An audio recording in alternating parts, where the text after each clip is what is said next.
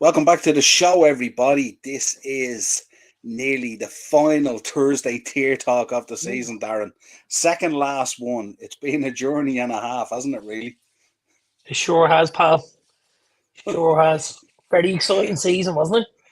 I tell you, it has been a very exciting season and still plenty to be decided, including Newcastle tonight playing Brighton. I have it here in front of me. It's 2-1 at the moment, 70.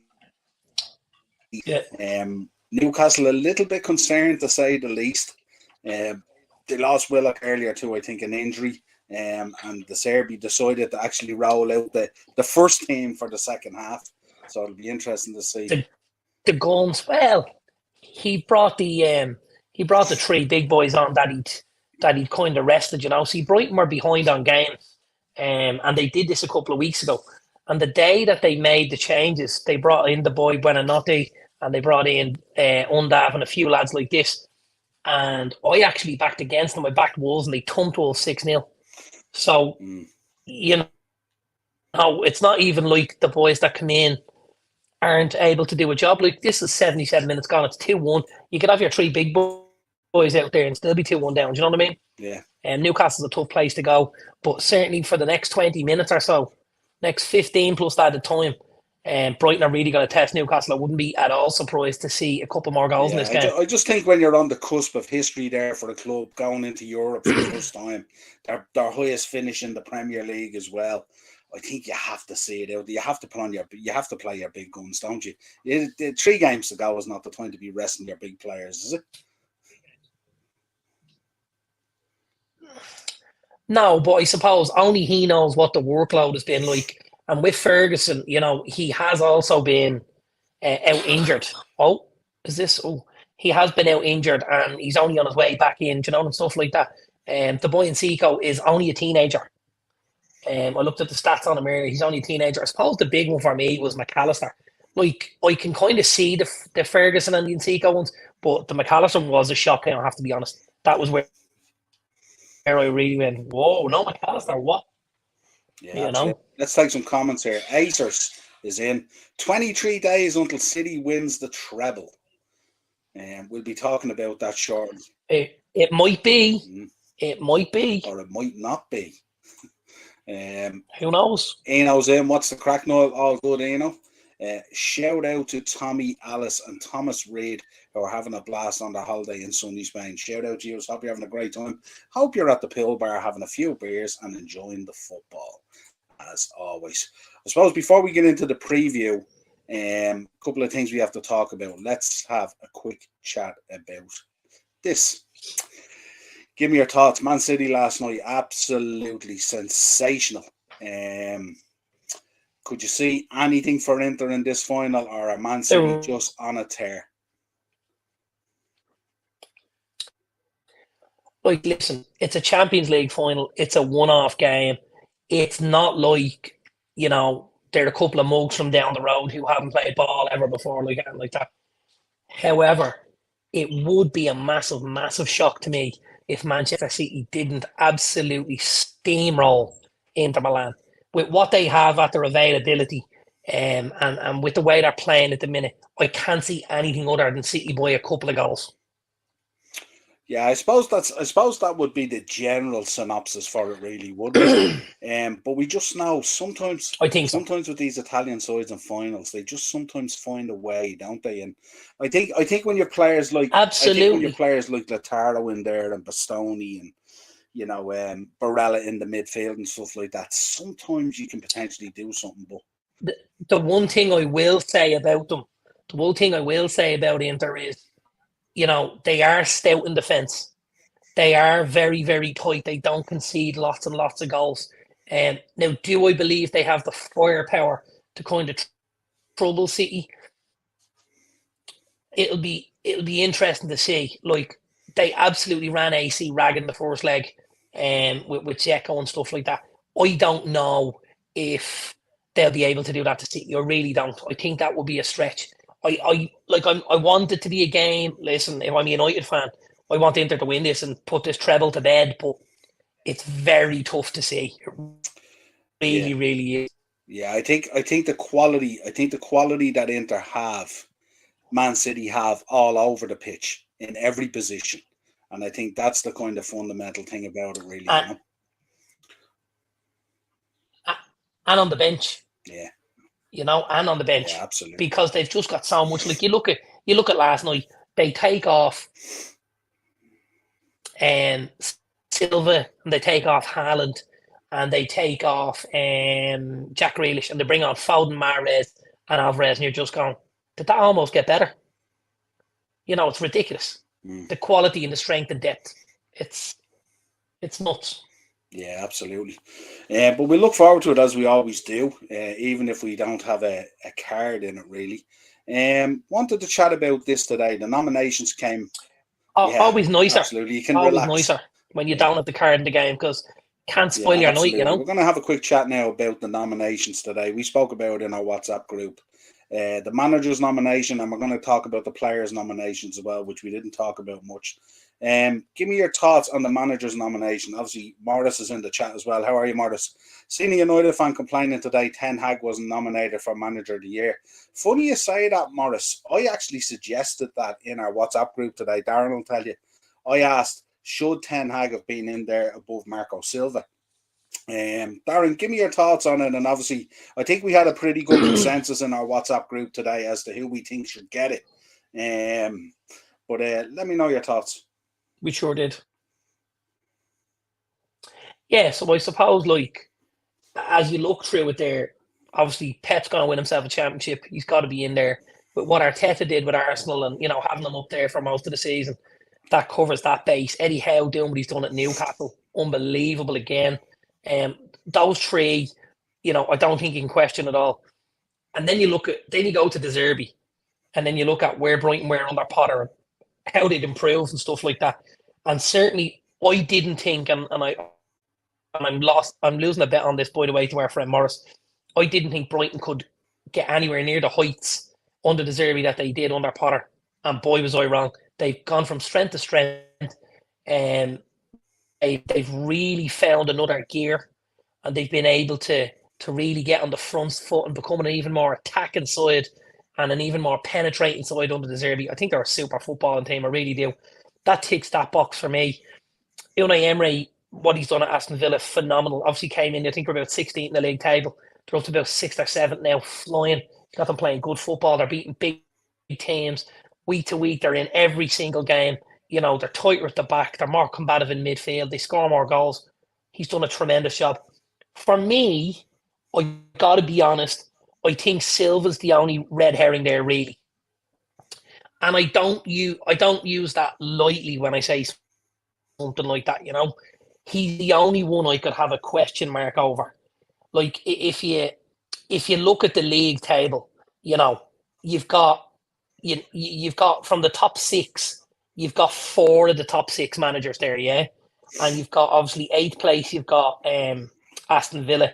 So Spurs had a couple of managers, not going to happen. Klopp hasn't had a good season. But then you look at United in 4th and you're thinking, well, how has Marco Silva in 10th managed to get it ahead of, Erik Ten Hag, who's also won a domestic trophy, who is also in another domestic trophy final? I think Silva's a stretch. I really do.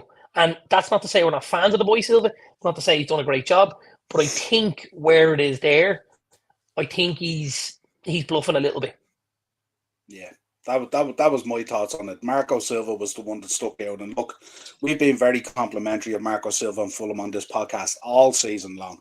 Right from the get-go, right from the first game at Craven Cottage against Liverpool, where we were lucky to escape with a draw. But absolutely, but he certainly was the one that stuck out, and it was kind of weird. It was like as if they tried to spread it around too much to kind of even it out, and didn't want to just pick like the top 6 managers and stuff like that. I mean, look, the natural move here with Pep on the season that Man City have had, he would naturally be the pick. You know what I mean? Because if it'll be a shock if he doesn't win it.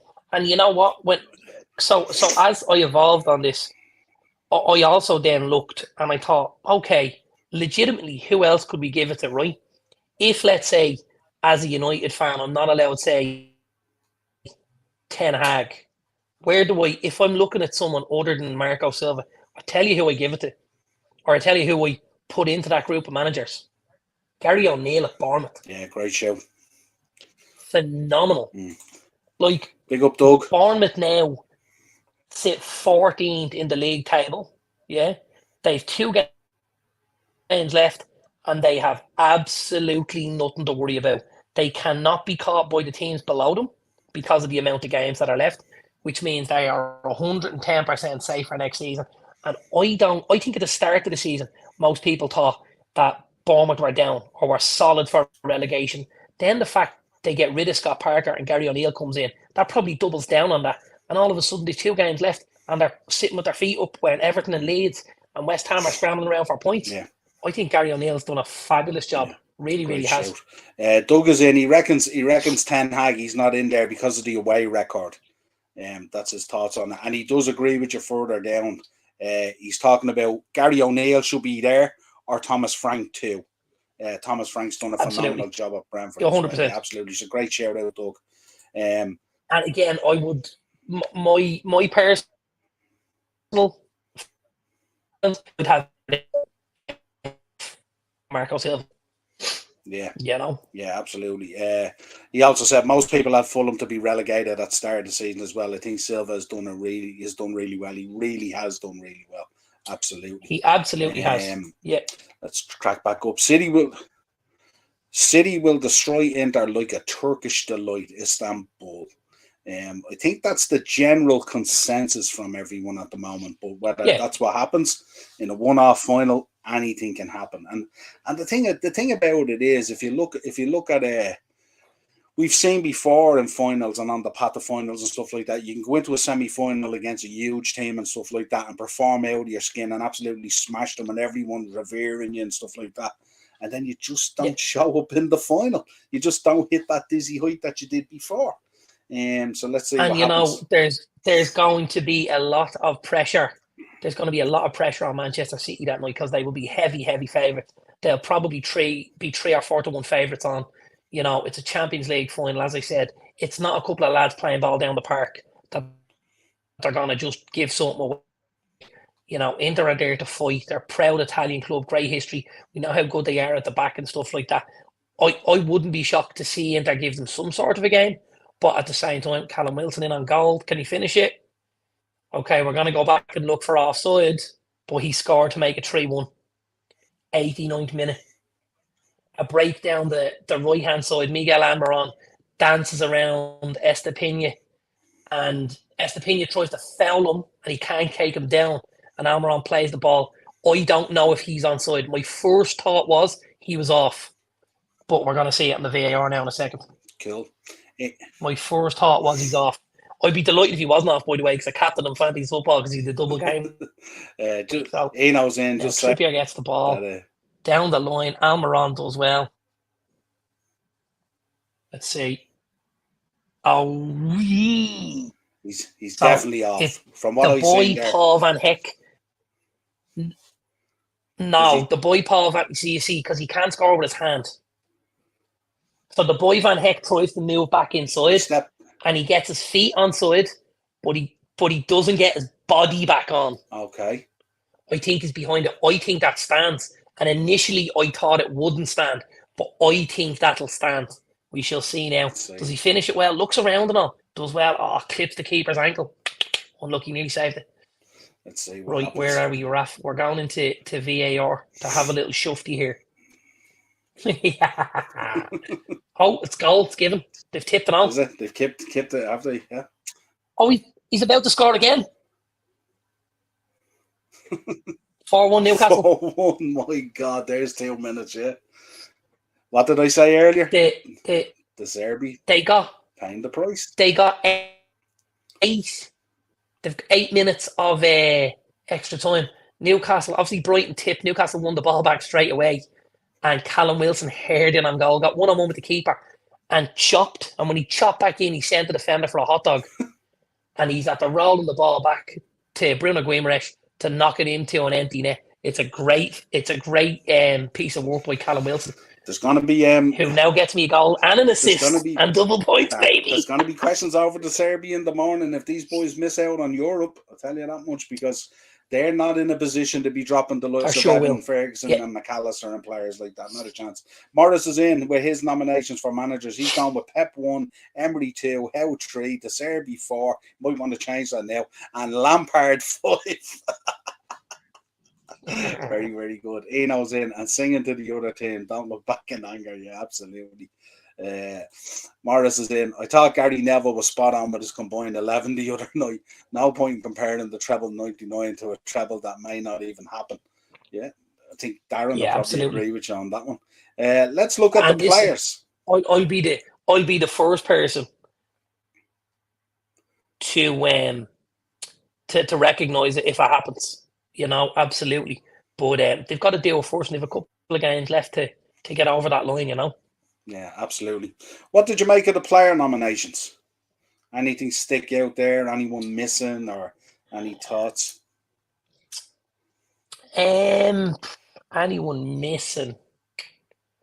No, I mean, like, I can see everybody, you know. De Bruyne and Haaland, they kind of speak for themselves, you know, they really do. Kane obviously done well in a poor Tottenham side. Odegaard and Saka have been very good. Newcastle obviously Trippier's been their standout all season, and Rashford. I suppose for me, we're missing a couple of things, and the first thing that we're missing is Rodri. I personally couldn't have a player of the season without the boy Rodri in there. I think he's phenomenal. I really, really do. And I think he's that cog in the wheel that turns that whole City fulcrum. And he's a fabulous footballer. And for me, like, if I look, I know Kane's numbers are good this year, but generally Tottenham have been awful. I'd probably have him in ahead of Harry Kane. Now, listen, that's not going to be a popular decision because he's England captain. And we know, you know, there's a certain amount that goes into this. Do you know what I mean? You have 4 England internationals there out of 7. And that's not to say that they're not the right kind of guys, but I just think, like, I don't know if Marcus Rashford will win United Player of the Season. So how is he there for us? If I was given Player of the Season at United, I'll give it to Lisandro Martinez all day long and twice on a Sunday. So then, for Rashford to be up for Player of the Season nominations, it can be a little bit baffling. Do you know what I mean? Yeah, I was the same thinking about it today because Mo Salah's numbers are better than Harry Kane's. And that's not because I'm a Liverpool fan, so it's kind of weird. That, no, it's because the numbers are better. Yeah, but sorry, Mo Salah's numbers are better than Harry Kane's this season. So it's just, and if you're putting a forward in there, you can only judge him on his goals and assists and stuff like that and all. So it's kind of a weird one. Look, if we wanted, we could literally fill the page with City players, couldn't we? If we really wanted, you know what I mean? 100%. And you know what? There's a lot of lads there at City that you know maybe don't have the light shined on them every week. I think Nathan Ake's been amazing. I think Akanji's been excellent. I think Kyle Walker. I think Rodri. I think Jack Grealish. You know, I think Gundogan. Like you could literally make this Man City, you know, make it their Player of the Season awards and just give them the Premier League one as well. Yeah, absolutely. Massive. Listen, Haaland wins it, obviously, right? Ask Darren, what does he think of Robles being better than Meslier? Robles. I don't think he is better than Meslier, I got to be honest. But I think that's Big Sam has had to make a change to try and do something, and you know, it is what it is. Yeah, and Juventus are 1-0 up at the moment. Juventus just scored, and I see that ball also. They also equalised against Fiorentina, so Fiorentina might be going out. I think Ball are ahead now on aggregate, aren't they, with that 1-1? If I'm correct. Yeah, they're 3-2 up. Yeah, you know. Oh, Fiorentina just scored. It's 3-3 on aggregate. I'm just saying that there now. It just flashed up right there in front of me the minute I spoke about it. Gas, yeah, absolutely. Literally just gone up 3-3. Yeah. Right. West Ham scooching through 2-1 at the minute. Yeah. Juve 2-1 up against Sevilla.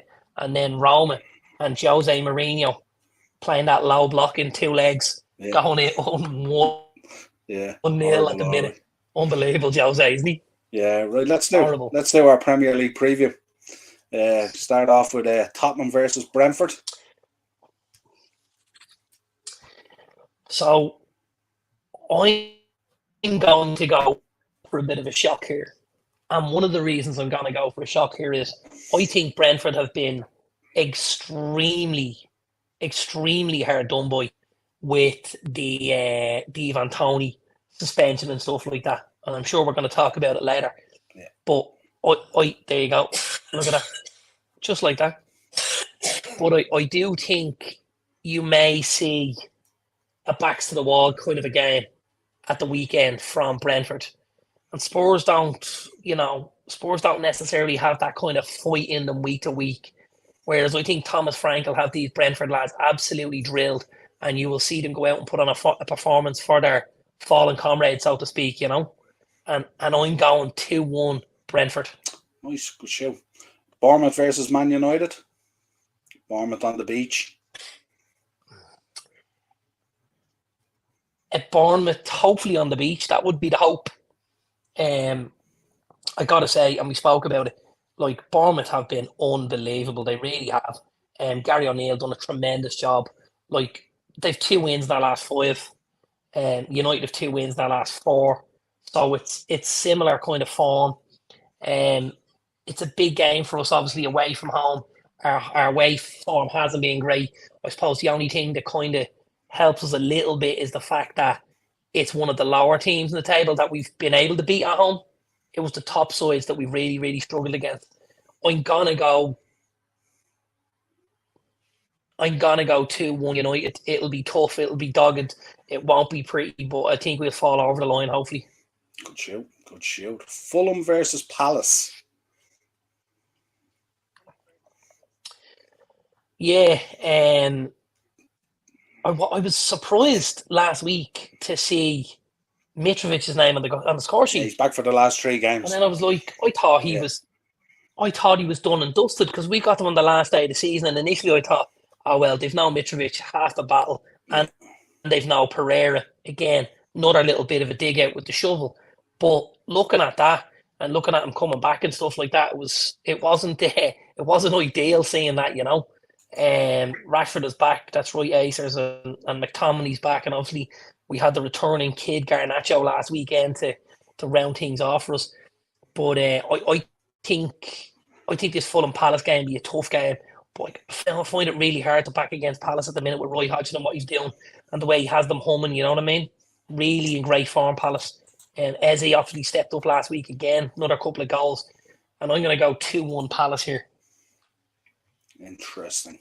And Roy Hodgson talked that he might be there next season as well. Apparently they're negotiating with him to stay on. That's the talk. Oh, apparently the talk was Hodgson to stay for another season, and now they've also offered Wilfred Zaha 200 grand a week. That's massive. 200 grand a week. Now, here's the thing I would say, right? Is Wilfred Zaha their standout player? So for me, he is. He's the guy that makes Palace tick. Now, we know the younger lads, Elise and Eze, are certainly coming through the ranks. But Zaha has been there for a number of years, and he's been their talisman. What would it cost Palace to replace a guy like Wilfred Zaha? Well, it's going to cost you 30 or 40 million. Probably more. Right? Probably more Minimum, in the current market. Much more, probably. Right? Let's say 40 million, right? Plus, there's no guarantee with who you bring in. Yeah. Why not throw the money at Zaha that he wants and keep him at the club? Because you know what you're going to get out of him. Plus, when you give him that money, you can also say, listen, Wilf, we're going to give you this money, but we want you at it every single week. You know what I mean? And you'd be surprised. I think you do a good job for them. I think it's really clever from Palace. And I know a lot of people thought 200 grand for Zaha. Yeah. That's mental. I think it's really clever. Well, I suppose the flip side of that as well is you're not going to get too many other players coming along and knocking on the door. It's not that kind of environment at Crystal Palace. No. And listen, I think at times, people in the dressing room themselves will recognise Wilf's our guy. Wilf's the go-to when we're in trouble. We all give the ball to Wilf and we look at him and go, "Come on, Wilf, we need you to do something here." And I think it's really, really clever. Like, I really do. And I think a lot of people are going, "Wow, 200 is big, big bucks." Yeah. Premier League, it's not big anymore. No. It's not huge. It's not. It's getting crazy. Just to let you know, Yeah. Sevilla have equalised against Juventus. 74 minutes Oh, or 74 minutes gone. Just to let you know. Get it into. Morris is in. Coventry or Luton, Darren? Who are we going for? I'm all in on Luton. Morris says. Yeah, and do you know what? This is gonna be a really, really good game. Luton are a much better team going forward than Coventry are. Coventry probably have the standout player on the pitch in the boy Victor Gyorgis. He's a fabulous footballer. He's probably the best player between both sides. Coventry are they built their championship playoffs on keeping clean sheets, and that's what they've done. They were obviously able to keep Middlesbrough out twice in the two legs. Middlesbrough have been free scoring all season, so this is basically attack versus defence. Luton can be a little bit ropey at the back at times, and Coventry with Victor Gyorgis and Matt Godden and stuff like that, and Gustavo Hamer will create a chance or two. I'm going for an upset here. I would love it to be Luton. I think with the history and their tradition and where they've come from. But when I watched Coventry last night and they looked well drilled under Mark Robbins, I'm going to go Coventry to nick this 2-1. Interesting. This wasn't the final we were expecting, was it? Were we expecting Borough Sunderland? Well, personally, I was expecting Luton Borough. Okay, interesting. I would have said Luton all day long. Luton finished third in the league. They were just outside of that playoff place, Yeah, speaking of playoff madness at the moment, the League One playoffs at the moment, Sheffield Wednesday are currently 3-0 up, trying to peg back that 4-0, 75 minutes gone. From last week? Yeah. Wow. It's now 4-3 on aggregate to Peterborough. Wow. Hardly. Let's see. That's probably a stellar match. Imagine that Sheffield Wednesday fan base at the moment right now. They are going to be hot to trot all over that posh. Sure, that's a great shout out. Our resident ref is in as well. Even to the two lads who make women wetter than Stevie Wonder's toilet seat. Just look great. Christ. Good Lord. Oh my God. He really went at that, didn't he? He did. And Morris is in. Joe Bellingham joining Sunderland for 3 million. Jude's brother, yeah. Saw that. He's the first Bellingham to get his move this summer. Does he play the same position? He can. He can play in a very similar position, yeah. Yeah, he can. Liverpool should have went and just signed him, so. Well, I have to say, when I seen it, right, you got to look at this here. Birmingham are a championship team, yeah? Yeah. Sunderland are a championship team of a very similar level to Birmingham. Yeah, they finished a couple of places ahead of them in the playoffs. But I definitely think it looks like a sideward step for the kid, rather than, like I would have possibly expected him to head to somewhere a bit lower at Germany or somewhere a bit higher in the Championship or a team dropping down to the Premier League. Do you know what I mean? A team that might need to rebuild their squad. And Southampton, so to speak. Yeah, maybe Dortmund should have went from with the other lad leaving. At least Bellingham would still be on the back of the shirts, so they'd still sell, wouldn't they? Could have given the number and all, couldn't he? Yeah. Given them the same number. Absolutely. Helped a lot of fans out. Acers Town with Sheffield Wednesday 3-0. Yeah, what's happening, Morris Firmino? And Daz is in. Big up Niall and Dazzler. Hope you're both well. Absolutely stellar, my friend. Thanks for joining us. Right, did you give us your Fulham Palace prediction? You did? I did. I went 2-1 Palace. 2-1 Palace. Nice. Liverpool, Aston Villa? So this is more in hope than anything. Because, I would love Liverpool to drop it. This is a couple of players going away party as well. Bobby Firmino, James Milner, Ox, Keita. Doesn't always go to plan, Listen, Liverpool have been on a great run. A really, really great run. They're at Anfield. We know what Anfield is like. It's a fortress. You can never back against Liverpool at Anfield. if there was any team I was going to back to beat Liverpool right now at Anfield, it's Aston Villa. Because I think what they do really, really well is they take the emotion out of the game. And I think that's something Emery's done very, very well over the years. He's sent teams into atmospheres and teams into games where, you know, don't get involved in the side notes. Don't get involved in the stuff we don't need to get involved in. Just go and play your role and do what you've got to do and take over. And I think Villa will give you a really good game at the weekend. I really do. And they've been good at the back. They've been solid in midfield. They've created chances going forward. I think Liverpool will nick it, but I do think it could come down to the wire and it could be something late to Yeah, try I and think nick I it did a maybe there's to a I keep did a that run pre going. yeah, I did a preview today on the channel, and I expect Liverpool to win probably 3-1 comfortably. Because I'm looking at Aston Villa, their form is a little bit erratic at the moment. They went and played Hughes, and you were missing a number of players, and they were really, really poor on the day, if you remember. And then they went out against Wolves, and they got beaten 1-0 by Wolves at Molyneux as well. They were poor that day as well. But then they had a good win last week against Spurs 2-1. But look, Spurs are absolutely in the mud at the moment, you know what I mean? So it's hard to kind of take out of that what you can. Yeah, But I don't know. I just think they've dropped off a little bit somewhat. So let's see what happens. Dave. Um, If you look at their form guide, it's exactly the same as ours. They've gone draw, win, loss, win. yeah, yeah, You know, and you would absolutely. say that we weren't in outstanding form. So No, you you would have weren't to in say good form, something and you were similar. also missing players. You were also missing Yeah, players as well on the day, if you yeah, remember. and I Yes, suppose getting lads back on the pitch. Obviously, Varane was huge to have him back last yeah, weekend. Garnacho coming off the bench, and Rashford and Scott yeah, McTominay both trained yesterday, which is huge yeah. news for us. Yeah, You and know, I was looking at Villa that day against United as well, because that was one of the games I was looking at thinking they might be able to get something from United in the top four race. absolutely. They were woeful on the day. They literally created nothing. Literally created nothing on the day. Yeah, they Um, were poor. They were. yeah, Wolves versus Everton. Um, yeah, like I do think again after seeing Wolves at the weekend, they were a little bit off the pace.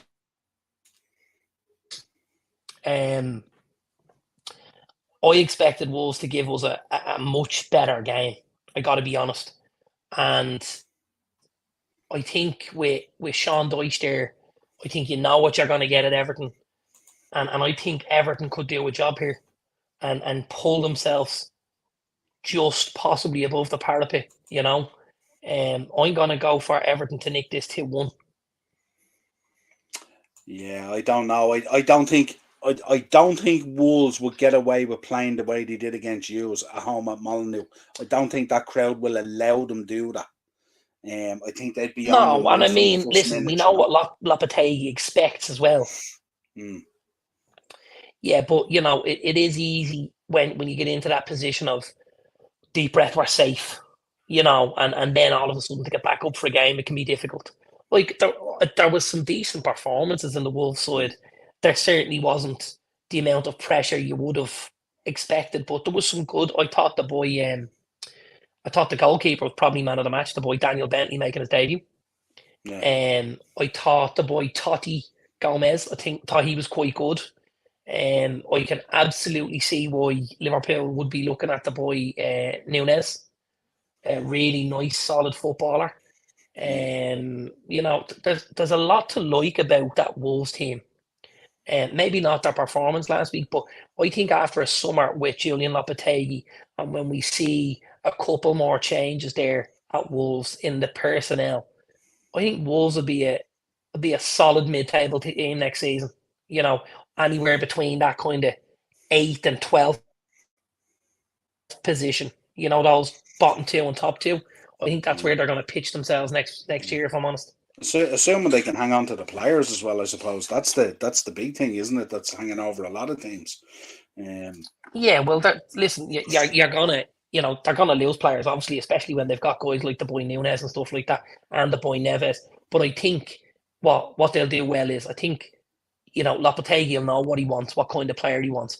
It wouldn't shock me to see Lopetegui bring in players who, again, we've heard very little of, but they know how to do the job that he wants them to do. He's that kind of guy Yeah. that he can turn anybody into a decent footballer because he gives them a very specific job to do and says, this is your position, this is what I want you to do.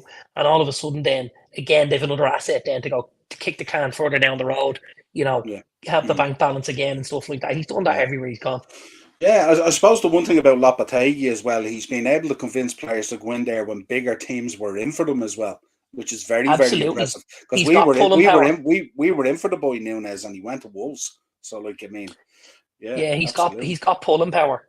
Now listen, when he went there, when Nunes went there, it wasn't Lopetegui that was in at that stage, but he was able to go to Wolves because I think Liverpool just didn't cough up the cash at the end of the day. Wolves were able to go in over the top with the finances. Yeah.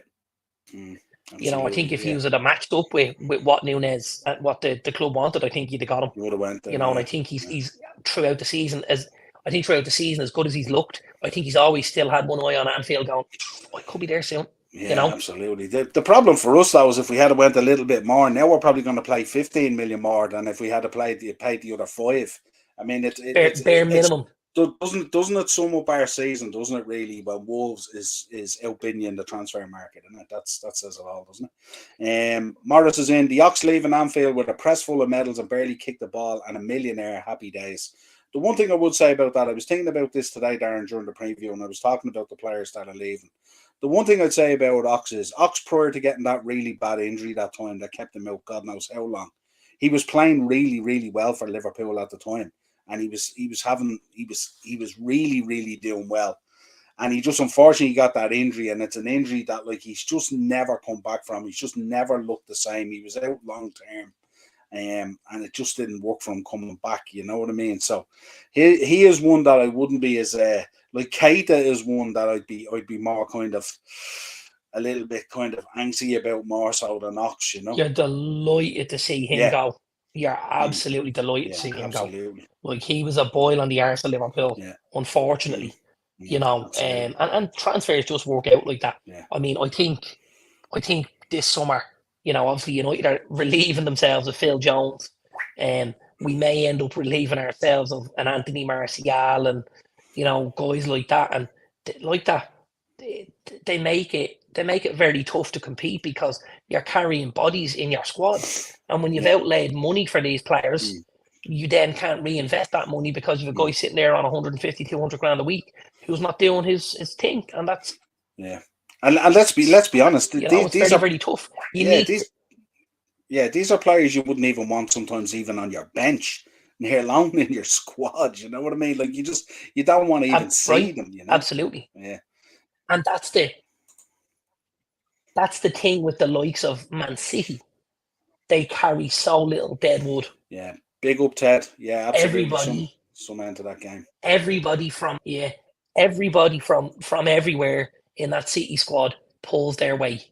Like, I've heard Pep Guardiola go into a serenade of Scott Carson, their third choice goalkeeper, and say, this guy's really important to us. He's really important around the dressing room. He's really important, to the squad. He's really important to the club. And you're thinking, Jesus Christ, like, he's the third choice goalkeeper. How much could he be doing? He hasn't kicked the ball in 5 years, Yeah, absolutely.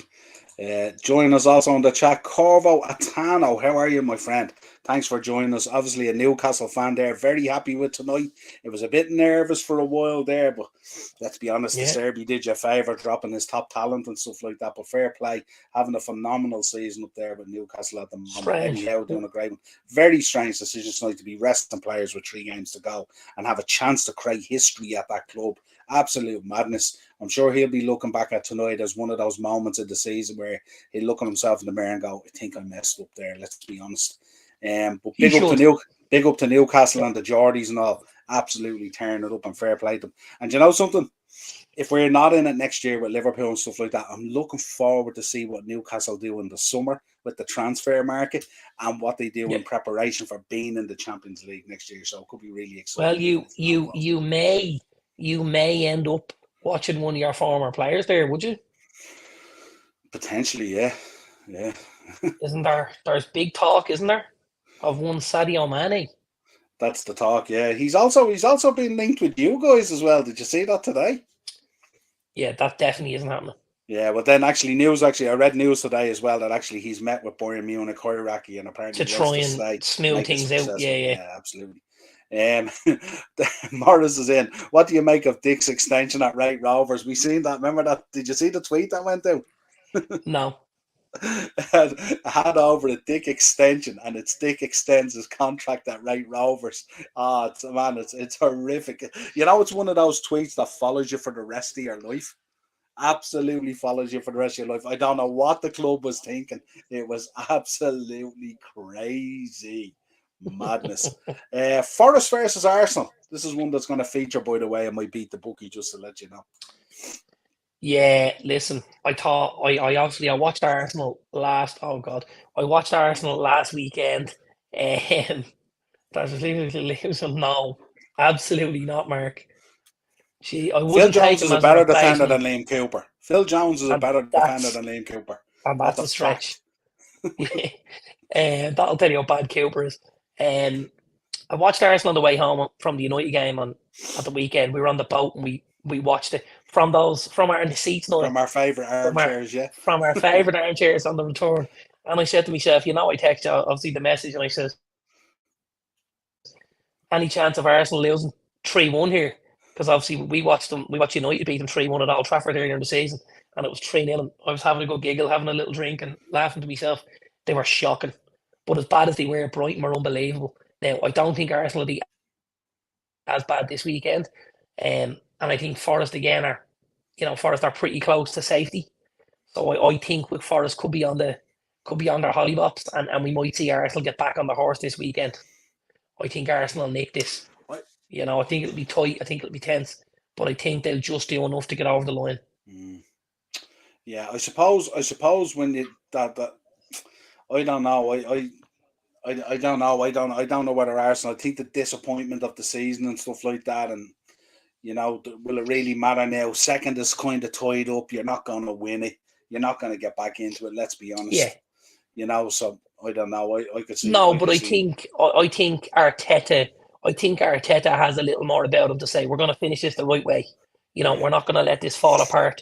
We're not going to end up this league title challenge being 10 points in the end because and it could very easily end up that.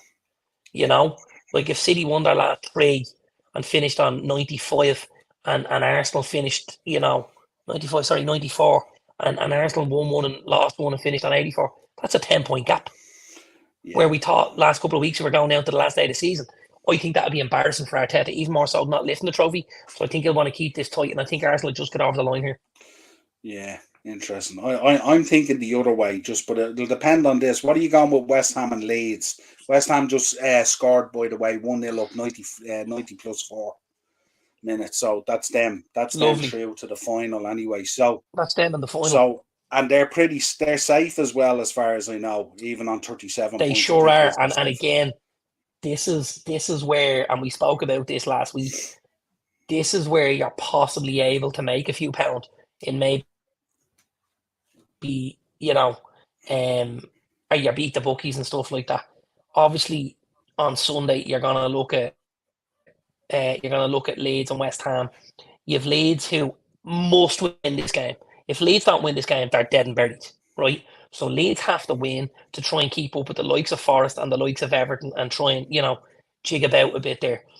If Leeds can get 3 points here, West Ham are almost safe. They're on 37. They don't really need anything, for Leeds to get to 37 and close the gap of a 10-point goal difference will be huge. I think West Ham be on their holidays after tonight. They'll be ready for that final, and I think Leeds will get something out of this. Now I'm gonna go Leeds 3-2. You see, I was very similar to you in my thinking on this because I assumed West Ham would hopefully get to the final, and being safe, he will ring the changes and protect his squad for that final. Absolutely, all in should do.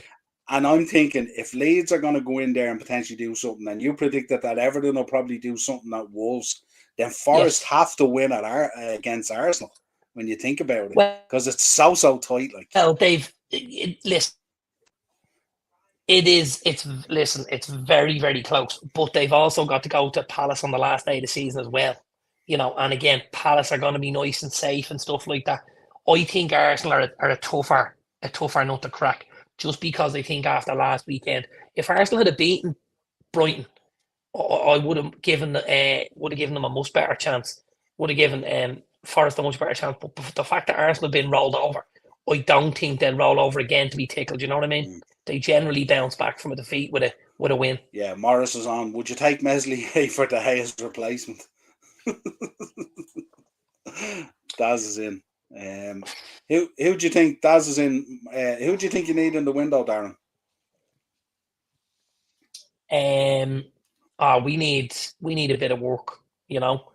Like we do need a bit of work. I'm really happy with certain areas of the pitch, but then I look at other areas. I suppose the spine for me still needs a bit of work.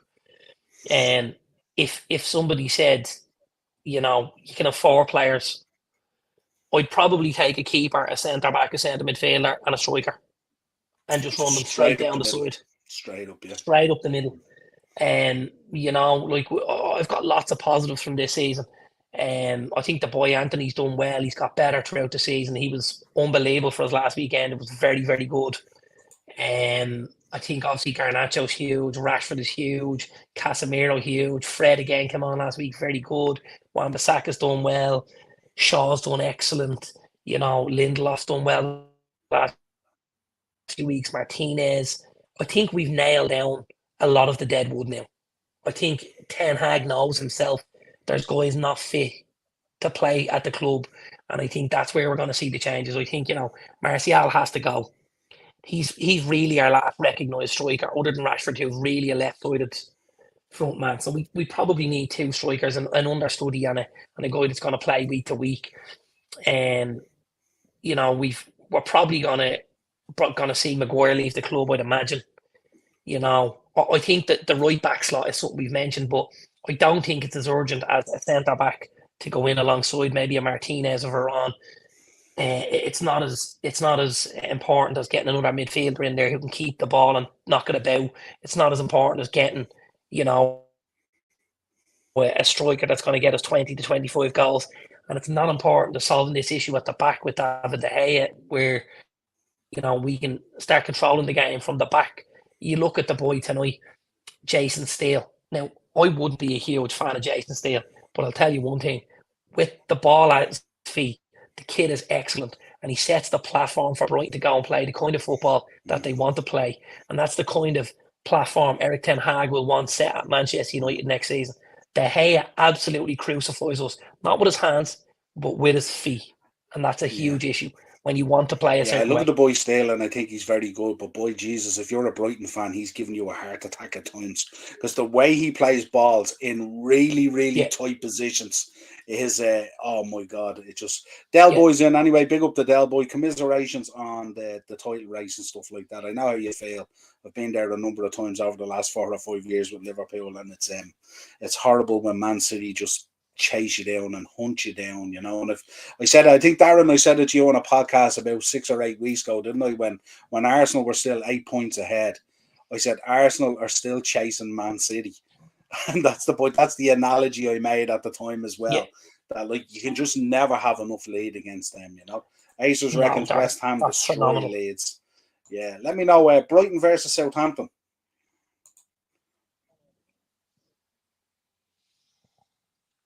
This will be by how many?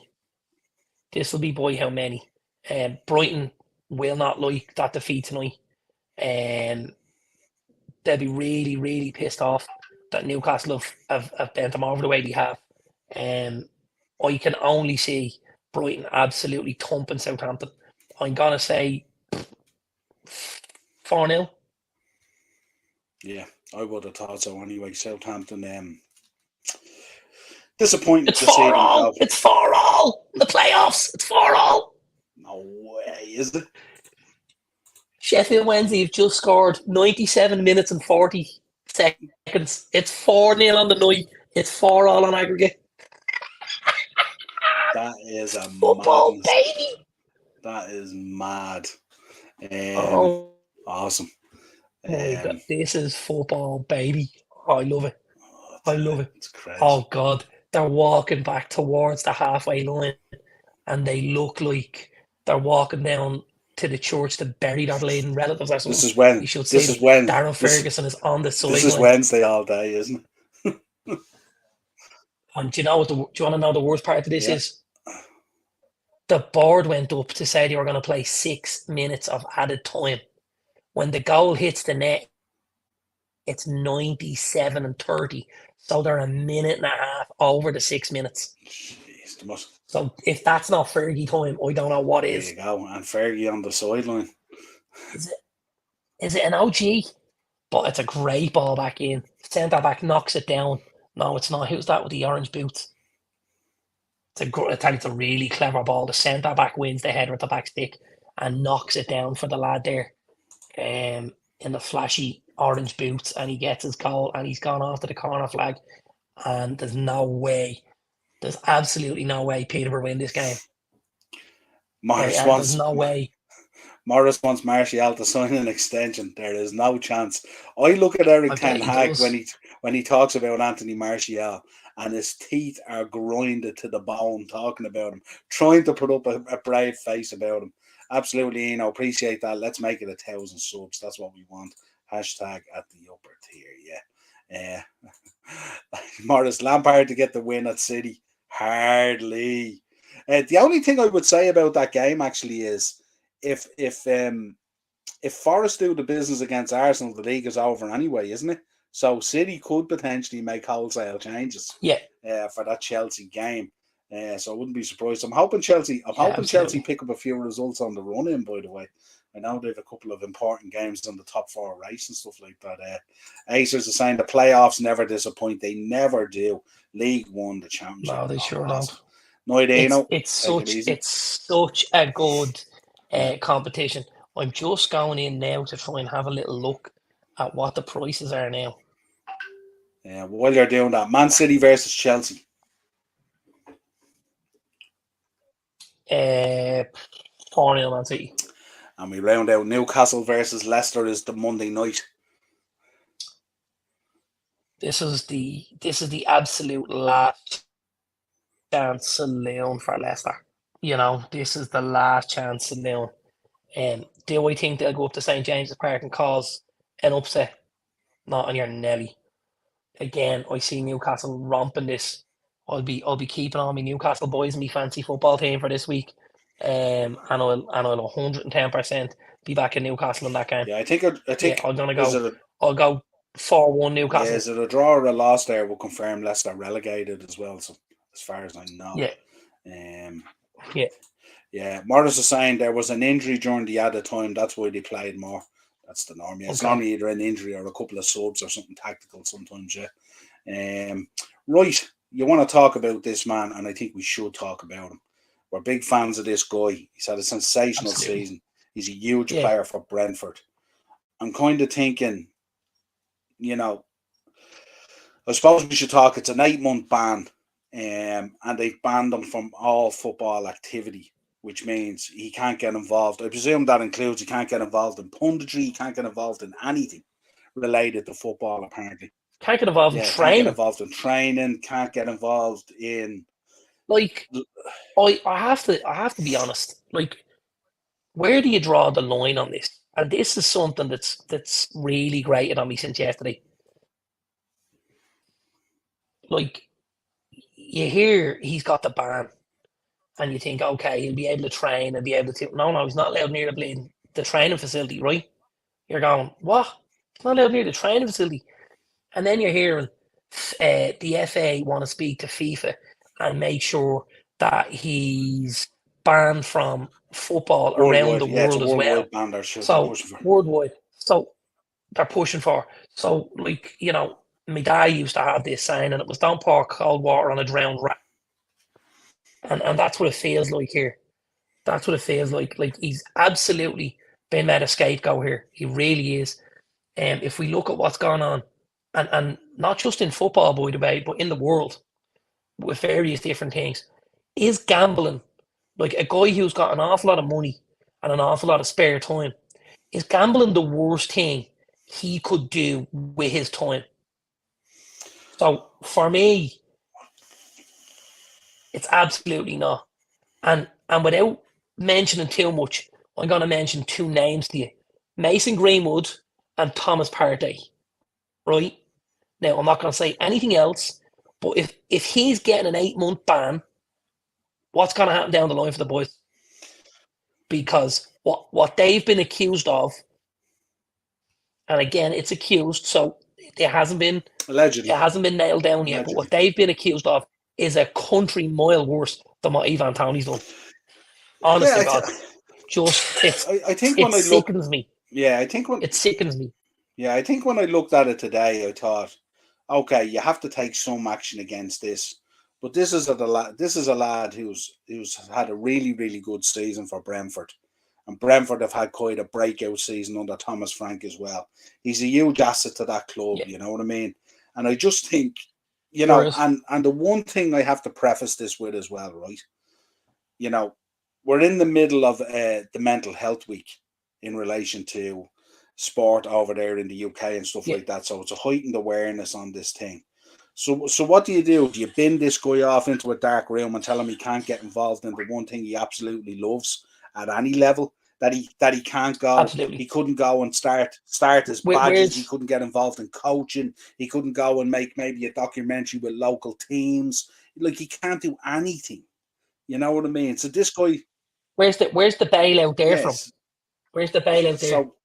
So, like that's wrong on so many levels. Yeah. It really, really is. I think they've given him nowhere to go. I think it's a horrible example to set, and precedent to set that they would say, a guy like this who's played his whole career, and given his whole life to get to this stage, that we're going to take it away from like this off the back of something like this. It's horrific, and I think that's very important what Mark just wrote there. Yeah. I think that's very, very important. The Premier League promote betting sites, and Tony gets banned for betting on those sites. That's wrong. That's wrong. Like, that's wrong on so many levels. That's the equivalent to, the guy running the pub for the brewery becoming an alcoholic. That's what it's like. Yeah, they're happy and then the boys saying, "Well, out the door you go." They're happy to take the money in with one hand and take it away with another hand, kind of thing. It's a double standard, really. You know what I mean? Yeah, and it's just wrong. You know what I mean? And it's they forget as well, like, you know what I mean? Like although these guys earn substantial money and stuff like that, he can't be in around his teammates. He can't be involved in the club. He couldn't go and start sitting his badges. He couldn't make a documentary with a local team like what Crouchy did and all that kind of stuff. He can't do anything. He's basically being told, listen, boy, you go home and sit at home for the next 8 months and we'll see you in February or something like that. You know what I mean? I just think it's absolutely ridiculous when you think of what's been coming out and stuff like that. It's absolutely horrible. And this is a guy who's just broke into the England team as well. He's just broken through into the England squad. Well, I mean, don't forget, he also had that taken from him at the last minute when these allegations were leaked before the World Cup. And then while it was going on, they put him into the squad. He was involved in the last round of internationals. Ridiculous. Make up your mind. It's absolutely ridiculous. It's absolutely scandalous. You know what I mean? And savagery. And then to go and push it to a worldwide ban. You know what I mean? To literally cut him right off is just it's shocking. That's the spiteful part. That's the spiteful part. That's you've brought our league into disrepute, and we're gonna now make sure that you don't kick a ball anywhere. That's Ivan Toney basically being blackballed. And that's just, it's a horrific thing to do. Yeah. And the Premier League are the ones doing it. And it's all about fairness and equality and stuff like that. Well, it's not, because there's a lot of clubs in the league who've done an awful lot of things wrong over the last number of years, and they're walking around with their heads held high. And one of them are going to lift a whole load of trophies in the next few weeks, and they're still not getting hammered for it. Yeah, and you look what Acer said there. Premier League has banned gambling sponsorship from next season. You know what I mean? They haven't banned it from next season, because the reason they haven't banned it for, a lot of the clubs have already signed contracts with the betting firms, so it doesn't phase out until the 25-26 season, and it can't be on the front of the shirts then. So any of the jerseys, they're moving to the sleeves. The contracts the contracts will be up. Mm. And now the contracts will be up and they will be taken off. I believe they'll be taken off completely. Yeah, but the branding at the moment has to move to the sleeve, doesn't it, for next season? Is that what I read? Don't And know. off I the don't know front. because Yeah, that's because what the I read, I naming think. rights, well, when they signed the contract, the naming rights would have been for the front of the jersey, not for the sleeve of it. So I don't know how well that's going to go. Yeah, and also I remember when they came out with this first, didn't they turn around and say that the amount of clubs there that were going to lose so much money and all, and then they kind of backtracked on it a little bit Yeah, as well. absolutely. Yeah. Go traveling for 8 months, something to do. No, it doesn't work that way. It's easy to say that, like, I've loads of money, let's go around Listen, the world. He's a footballer. He's gonna play a bit of golf, I'd hope. You know, he's gonna probably do a couple of things that he wouldn't have been able to do while he's gonna probably have a Christmas day with his family. And he's gonna be able to eat a bit of turkey and have a few mince pies and, have a bite to eat and whatever and do a few things that generally he wouldn't be able to do because of the regime he has to live in, which will be nice for him. But you know what? I do not want to be the team that Ivan Toney returns against, because this kid is gonna have a monkey on his back, and he is gonna have it. He's gonna have it out for everybody. Yeah, and the one thing I hope, Darren, No, I hope this doesn't affect his potential call-ups into future England squads. I hope. no, I don't think so. I think once he serves his ban, because you got to look at the likes of Rio Ferdinand, who's obviously served a ban Yeah, no, but I previously, just. and when he was free from his ban, they went and he got back involved with England and stuff like that. So I don't think it'll be an issue. Yeah, hopefully not. I just hope not. Could No. Niall and Dazzler get him on beat the bookie as a regular? I don't know, Mark. I think when I read, It's not a bad show, it's a good Marky. show, but when I read into it, Darren, like, he didn't win a whole lot of money either. Apparently, he lost a lot of money. He didn't get a lot of these bets up either. Apparently, so his picks were similar to our own, should I So say? like but he's already been burnt. Yeah. Oh yes, Acer. Yes, that's the best thing you've ever told me. 2-1. Oh my god, that's music to my ears. Absolutely. Right. Shall we go in to beat the bookie? Oh,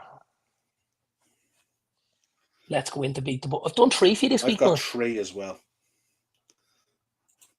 Right, well I'm going first because you're not going to stay in line. What are you starting with? Right. I'll start with my my lowest one. Okay. So my lowest price bet is an anytime goal scorer bet.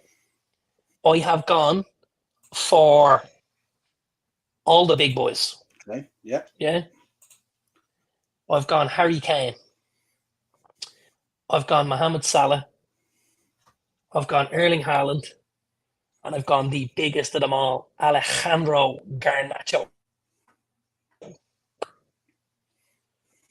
And that's an anytime goal scorer bet. And that's 16-1. Nice.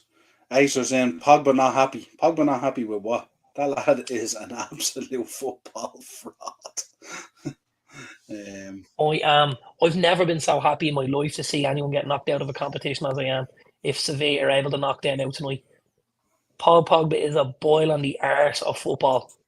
He has stolen a living at United, stolen a living at Juventus now for a full year. He is just everything that's wrong with the game we love. As I said to you the other day on WhatsApp, when your family doesn't like you that much, there's a problem, isn't it? 100%. Right. Give us your next one. On to bet number 2. Now, Niall, we don't do a bet number 2. We don't have a lot of bets like this. The reason we don't have a bet like this very often is this is just a little cheeky double. But it's a cheeky double with some really good odds. Now, I am pushing the boat on this a little bit, yeah? But I've gone for Brentford and both to score against Spurs. Okay. And I've gone for Everton and both to score against Wolves. And as a double, that pays 36-1. Nice. Nothing wrong with that at all. Would you believe every team I backed and beat the bookie is an away team? I think it could be a record weekend for away wins in the Premier League. Record. Interesting. So with my last bet, I've gone back to listen, the last bet was our usual result and bout the score, but this is our result and bout score, but it's with Okay. 3 teams, which would be the general bet. And I've gone with United away at Yeah. Bournemouth. I've gone at Arsenal away at Forest, and I've gone with Palace away at Fulham. And that pays a tasty 50-1. Nice. 3 nice bets. 3 nice ones there, Niall, weren't they? Yeah, not All too for bad you, at me, all. Flower. Nice. Just get me mouse working here. My mouse is having a bit of a mare. Coil's in. Big up, Coil. Big up to the lads. Hope you're all well. Arsenal to win the Champions League next season. Put your houses on it. Oh, I tell you, yeah. Big up to you, Coil, as well. It's been a great season. We sent Darren. Yeah, This is we our second enjoyed last show. we enjoyed This is having our Coyle second- on, didn't we? Yeah, absolutely. And we might get a few of the guys Sure on did. last week for the last one. Get a few lads on to chat about the season and stuff. Yeah, it'd be nice, Have a wouldn't kind, it? have a kind of an open show, kind of just an open agenda. Come on, chat about whatever you want. Bit of crack. Now next Thursday is a big game, by the way. What's next Thursday? United Chelsea. That's not a big game. That's a nailed on United when you're mad. What's big about it? Well, it could be when we secure. It could be big. It could be us securing our Champions League football if we can beat Bournemouth at the weekend. Yeah, absolutely. But we'll see. We'll arrange something anyway. But big up to Coyle and Dell and all the boys and Warren and all and Manny and all. We've had fantastic fun with them this season on the journey that they were on and stuff like that. Yeah, it's been great. Sure have. I love to go on open show with you legends. Are we still doing a soccer match, man? Hoping to put something together. Yeah, we're going to try and pull something together maybe if we can. Absolutely.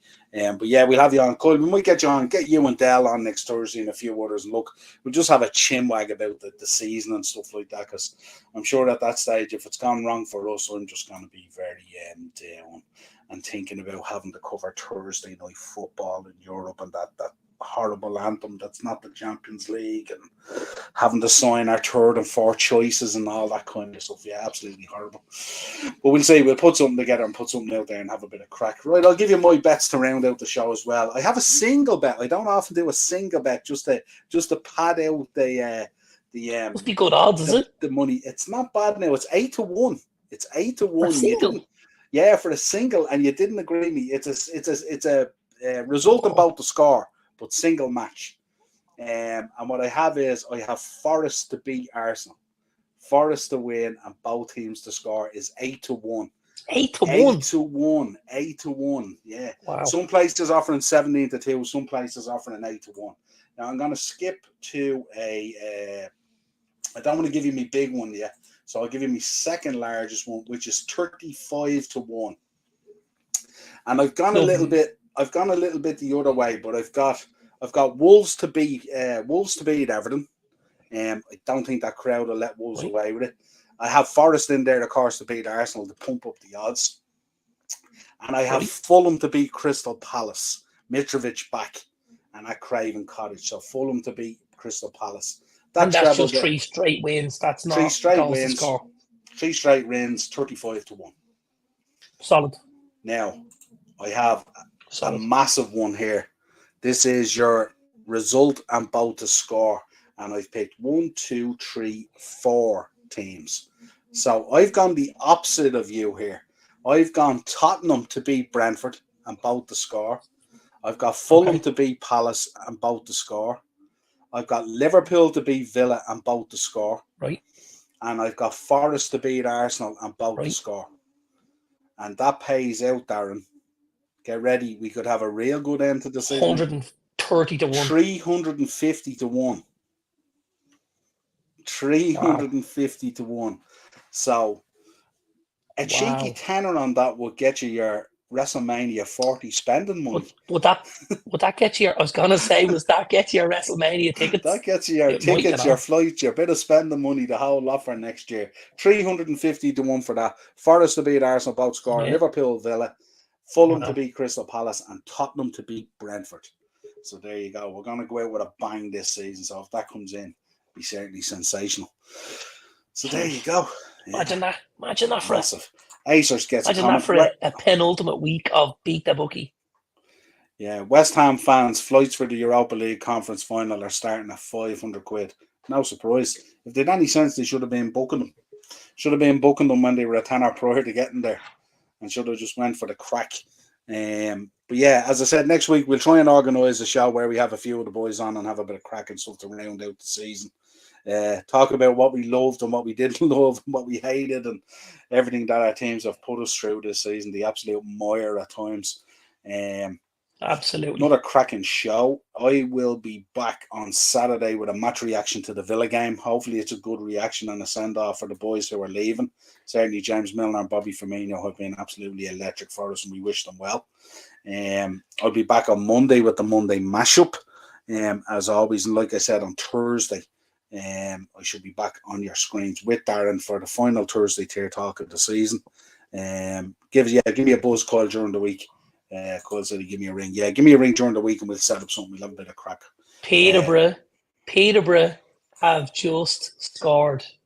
No it's way. 4-1. It's 4-1 on the night, and it's 5-4 on aggregate to Sheffield Wednesday. They've just scored with 14 minutes and 30 seconds gone in the first half of added time. There's going to be a second half. This going to be 5-all, and we're going to see penalties here. They've done unbelievable to get off the floor. That's going to be 4-0 down. Great Great ball folks. in. Oh, it's an OG. Oh, it's an OG. The ball comes in. It's a good ball, in fairness. Loads of pace. The Peterborough boy goes to head it. And it hits the back of the Sheffield Wednesday defender's head and flies into the top corner. He's wearing a mask. You know the clear mask Cody Rhodes used to wear? Yeah. And he takes the mask off and absolutely hops it off the ground. So he's got the mask on now. He's like Zorro. So there was the clear mask. He was probably hoping it was a Rey Mysterio mask rather than a clear mask, so he could hide in it. God! It's absolutely hammered in off the back of his head, and he's taken the mask off and just lamped it. Well, as usual, folks, pleasure doing the show, of course, with Darren. Check out our predictions on our Beat the Bookies; they're all there. Subscribe to everyone in the chat as well. Coyle's channel, Dell's channel, Morris's channel, all the channels that are in there. If I've missed any, Ted's as well. Absolutely. We will catch you over the weekend, no doubt. I hope you're all enjoying the shorts, and don't forget, head over to our TikTok page as well and drop a follow on that as well. Always great crack and stuff like that. And we will talk to you again real soon.